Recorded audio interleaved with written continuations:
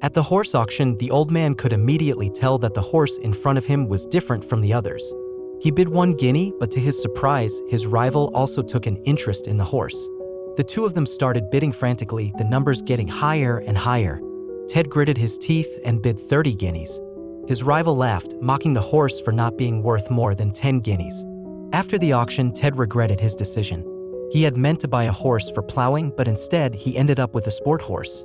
When he returned home, his wife found out that he had spent all their savings on just one sport horse and insisted that he return it immediately.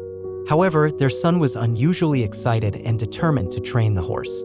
Albert turned his back and slowly approached the horse. By avoiding direct confrontation, the horse eventually let down its guard and started eating. Albert named the horse Joey. As they went out for training, Albert blew a whistle, hoping Joey would come to him. But Joey didn't understand what Albert wanted, so Albert had to go back to him. He gently communicated with Joey and then ran to a distance, blowing the whistle. Joey heard the whistle and ran towards Albert. This intelligent horse was truly rare. From then on, no matter where Albert was, whenever he heard the whistle, Joey would come running to him, even if he was hiding in a tree. Ted's rival happened to be their landlord, and when it was time to pay the rent, they could only come up with 15 guineas. The rest was promised by Ted, claiming that the horse would plow a new piece of land and all the harvest would belong to the landlord. The landlord still held a grudge from the previous auction and threatened to take back the house, the land, and the horse if the piece of land was not plowed by October. Feeling humiliated, Ted went back to the stable to put the tack on Joey forcefully, but it was too early for Joey. Joey kicked Ted to the ground. In his drunken state, Ted pulled out a shotgun and intended to shoot the horse directly. Albert tried to stop him, but even his wife's persuasion had no effect. After almost accidentally killing his own son, Ted finally regained his senses. The next day, Albert slowly approached Joey with the tack on his head. Joey no longer resisted and allowed himself to be saddled. They went to the field and Albert tried to make Joey move forward. The landlord came to watch, but Joey remained motionless. Helpless, Albert picked up a whip and flicked it, startling Joey. Joey dragged Albert to the edge of the fence. The crowd gathered to see what was happening. Albert's mother saw this and went back inside, weaving scarves to avoid the situation. Everyone was laughing at Ted's family. Despite Joey pulling the plowshare kept dragging. A heavy rain dispersed the crowd but also brought new hope for Albert. The soaked soil became soft and he had to use Joey to till the land. The hope of the entire family was now placed on Joey. With a command from Albert, Joey moved forward and the plowshare finally entered the soil. Albert's mother saw hope, but there was a big rock ahead. Albert wanted Joey to stop, but Joey went straight ahead and split the rock in two. There was a hidden strength in this horse that people couldn't see. Everyone turned back to see this rare miracle unfolding before their eyes as the land was cultivated inch by inch. Albert was proud, but after the rain cleared, Albert was unable to stand up anymore due to exhaustion. His family and friends helped him up and the land had become a field. The long hours of work had worn out Albert and Joey's skin. Albert complained about his father's drinking habit, but his mother found a small package. Surprisingly, his father used to be a decorated cavalryman, but now he only found solace in alcohol to escape the pressures of life. He did not take pride in killing. He threw away his medals when he returned, and it was Albert's mother had collected them for him. His father started working on the land, and it soon yielded a bountiful harvest. Albert rode Joey freely on the land, running faster than a car and stopping even faster. Albert fell off and got covered in mud. However, a heavy rain washed away all their hard work and the carrots in the field were destroyed. To save the land, Ted sold Joey in the market. When Albert arrived, Joey had been sold for 30 guineas to an officer. Albert begged the officer to return Joey to him, but the deal had been completed. Fortunately, the officer was kind, saying that the horse was just on lease and if he returned alive from the battlefield, he would send Joey back to him. And so, Joey left Albert. He caught up to Joey and left his father's flag with him, promising that he would bring Joey back one day, no matter where Joey was. This was a pre-war military drill with the cavalry pointing their swords forward. With a command, everyone charged forward, but for two officers, it was not just a drill but also a competition between horses.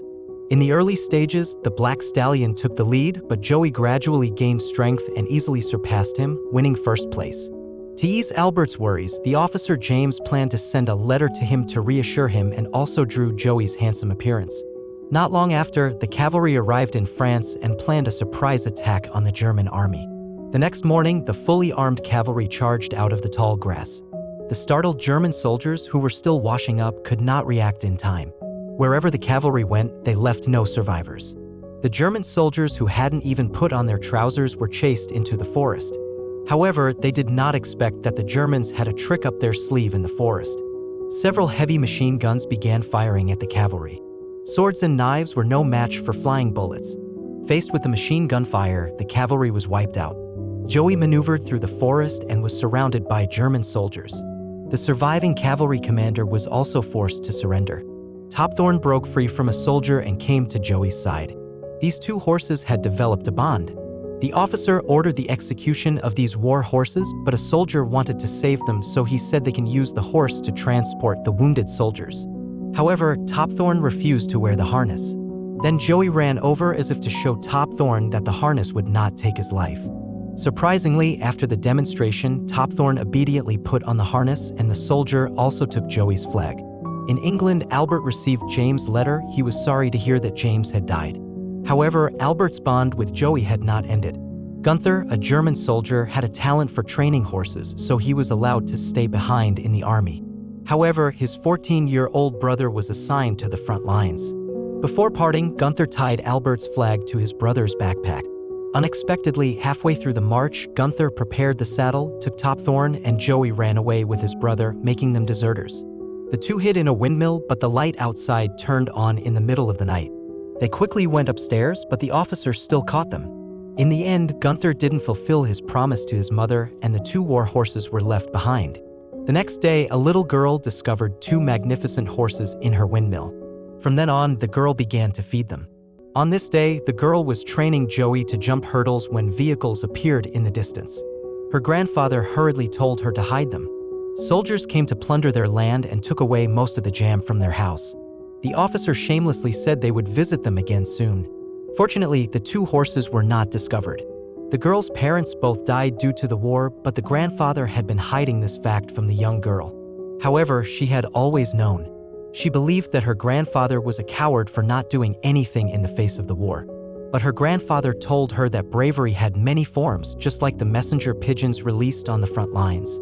They had to cross the battlefield, and under their wings there was endless pain and fear. But they could only look forward to find their way back home. Her grandfather's bravery was accepting the loss of loved ones and protecting his underage granddaughter with his own wings. There is no substitute for the original movie. A good film is worth watching it yourself. But you don't know where you can watch these movies? Use Superbox.